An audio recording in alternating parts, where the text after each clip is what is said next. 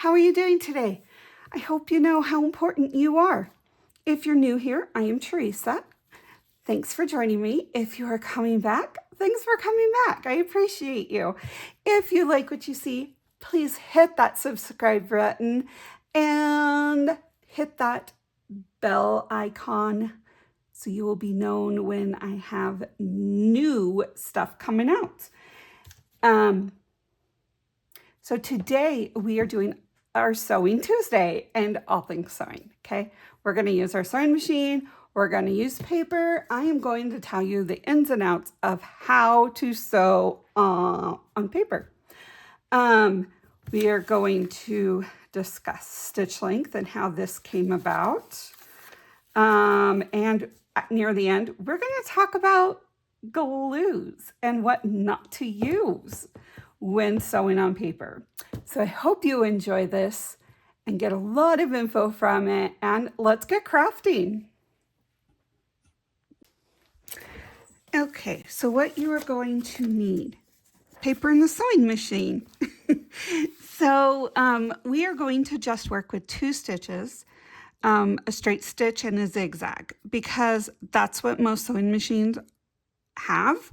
Like any sewing machine has a straight stitch and a zigzag.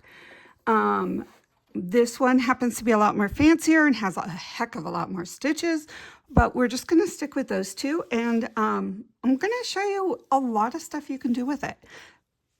But first, let's talk about basics of sewing with on paper. Okay, so the first important thing, you need to make your stitches longer when you're doing a straight stitch. The factory setting coming out is 2.5. That is for fabric and different things like that. So for when you're sewing non-paper. So we're going to do some demonstrations with you. I am going to do some demonstrations with you. So the first thing, so basically what I have, let me pull you guys out a little further so you can see a little better. And then I can close up when you need it.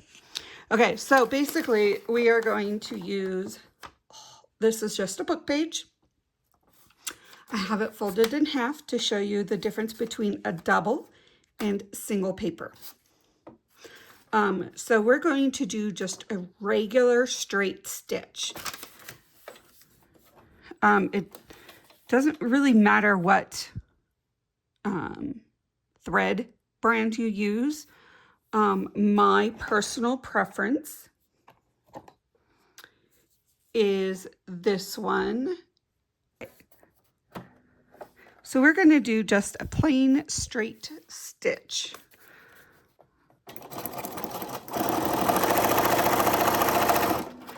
I did not alter it. I did not do anything different. I just turned on my sewing machine and sewed.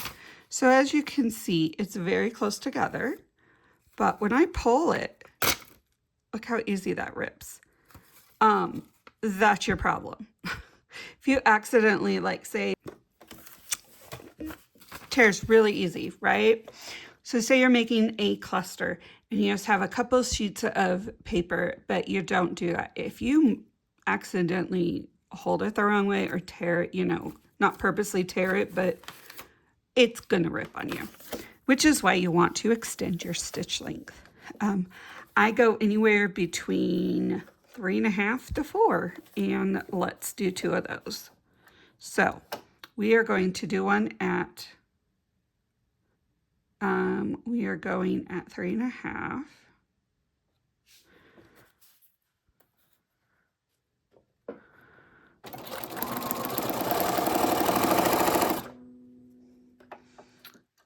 And now I'm going to go up to 4, a little over 4 just because.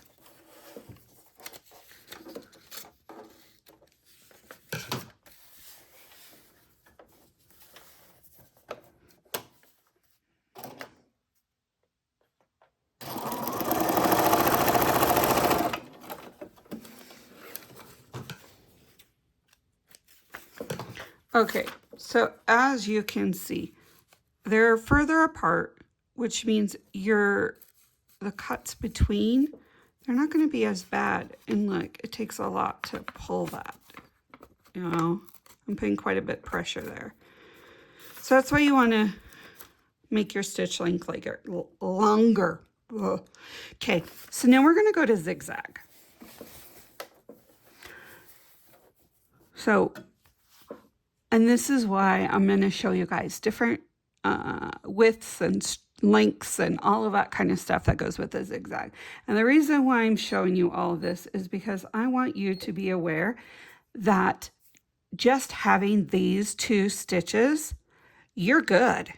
You don't need all the fancy stitches that a lot of more expensive sewing machines have. If you're just going to sew on paper, you're good with just these 2 stitches. So this is going to be just a regular zigzag, straight, nothing. I'm not changing any of the width or length or any of that.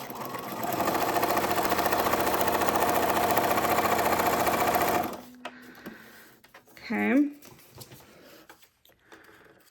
Now, that looks pretty good. It is really close. It will tail really easy because, again, the holes are really close together. So, but if you're going to do, and I'll show you later, different techniques on tags and stuff like that. So we're going to now play around, and I'm just going to show you differences. So we are going to go with a different type of same zigzag, but what we're going to do is make that stitch longer. So my normal stitch length for a zigzag is at 1.4. So we're going to go longer than that. I'm going to go up to 2. My normal width is 3.5. So the length for a zigzag is this. The width is what the zig part does.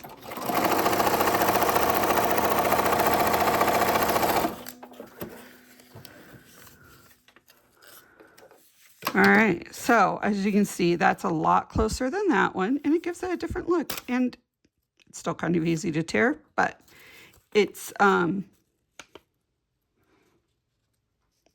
it looks really cute. So we're going to go with a wider and a longer, just because I want to see what it looks like.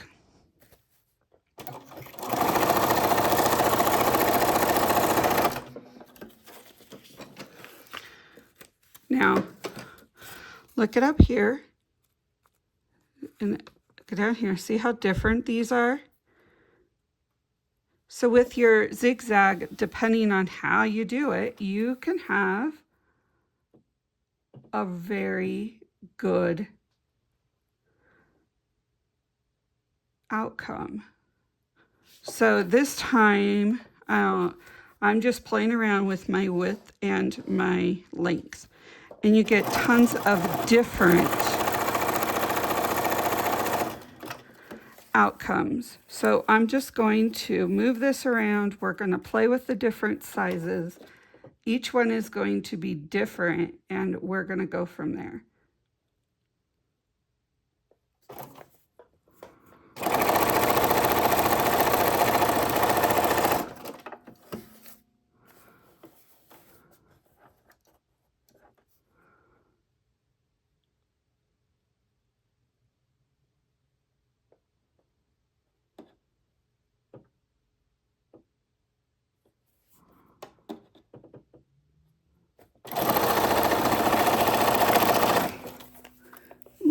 Didn't go right. All right.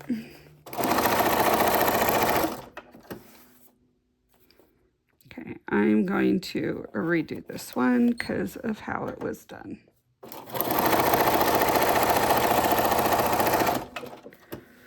Okay, one more priority.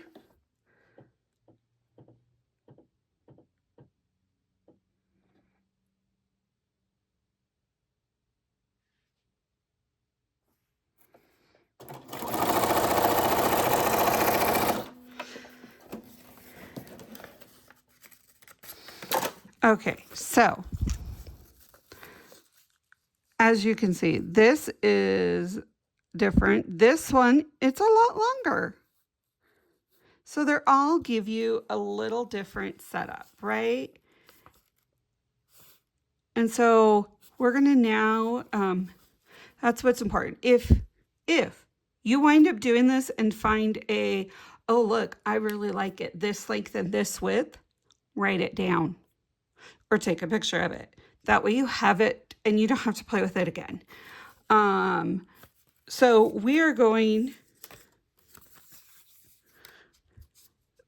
to use this, and this is cardstock. So this is just regular paper, and you can get better turnout sometimes with cardstock versus paper, because cardstock is a little bit more sturdier.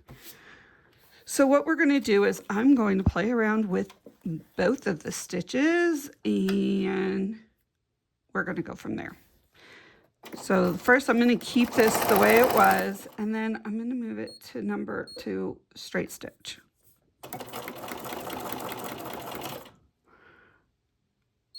And then we're going to go to a smaller zigzag. So I am making my length a lot smaller and my width a lot smaller. Now, I would not do this on regular paper because it will rip so much easier than cardstock. But I'd still do it.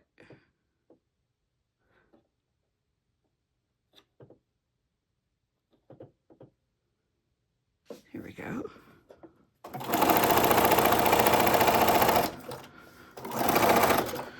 Okay. So in looking at this, you have a different zigzag, right? This is, and then you have a little straight stitch, and then some zigzag, and then more zigzag. So what I would do with this, and what I probably will do with this, is, cut it into little sections and add it onto a cluster or add it onto a tag just to give it a little bit more dimension. Now we are going to go with playing with tags. I am going to go to my straight stitch, and it's already very long. And I'm going to go about right here and switch it back over to a zigzag. And I'm going to go to a normal zigzag.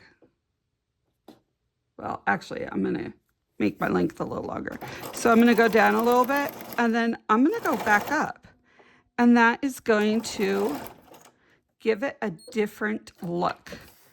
And that's just a little bit of a decoration at the bottom. And then we're going to do the same up here. So I'm going to go back to the zigzag, and I'm going to make this. Here we go, a little different. Okay.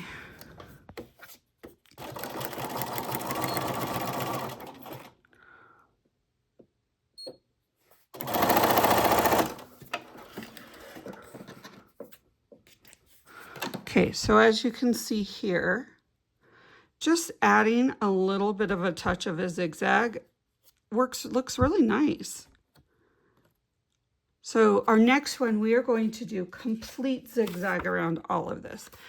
And one of the things I like to do when I'm doing zigzag all the way around is I keep my needle down when I pivot and turn the corners. And to me, that gives it a better look at the angles. I like the angles a little bit better. So we're going to go to our zigzag, and we are just going to use just a regular, well, it's a little bit extended, but anyhow. So I'm going to put my needle down and go down.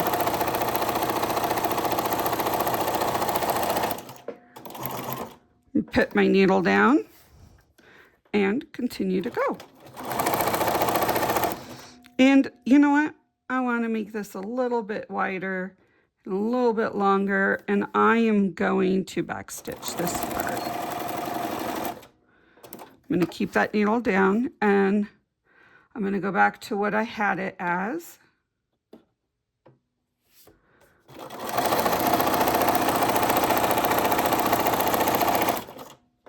Needle down, needle down, and up here, I think I'm going to do a different zigzag.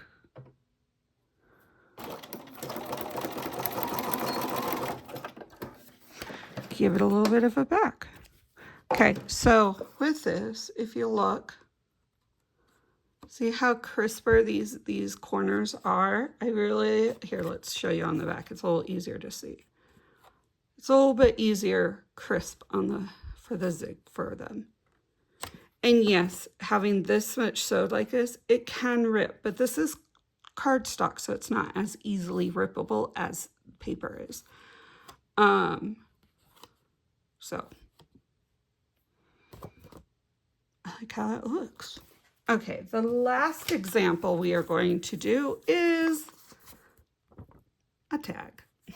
So this tag is already pre-made. So this is an example for if you have pre-made tags. So I have a pocket right here and a pocket up here.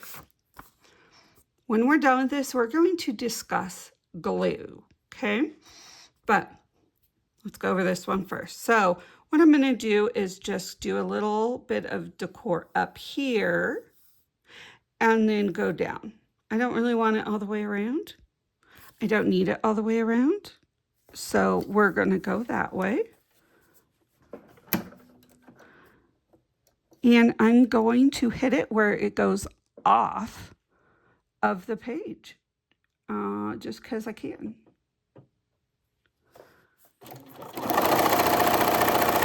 So it's going.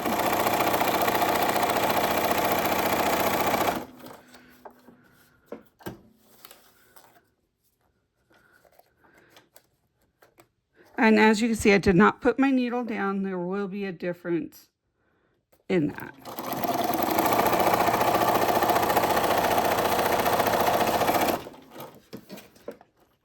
Okay, so we are going to turn this off. I'm going to switch you guys around and we are going to go over all of this. Okay.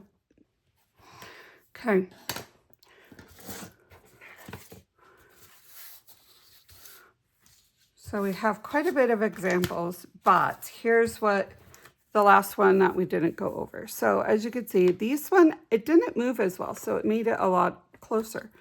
But it also went off, and that gives it a little bit of an extra look to it.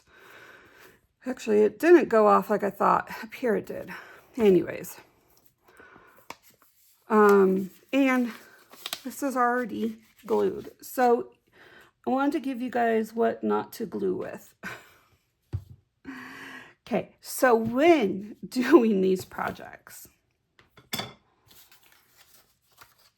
and you're sewing and you're dealing with something that's already pre-glued, double-sided tape is a big no-no because it is sticky on both sides. It does not dry. And so it can gunk up that machine, which is totally not good. You have your Berry Art, your Art Glitter Glue, your Gorilla Glue, any of those type of glues completely dry. And so you will be okay to sew with this once it's completely dry. Now glue sticks,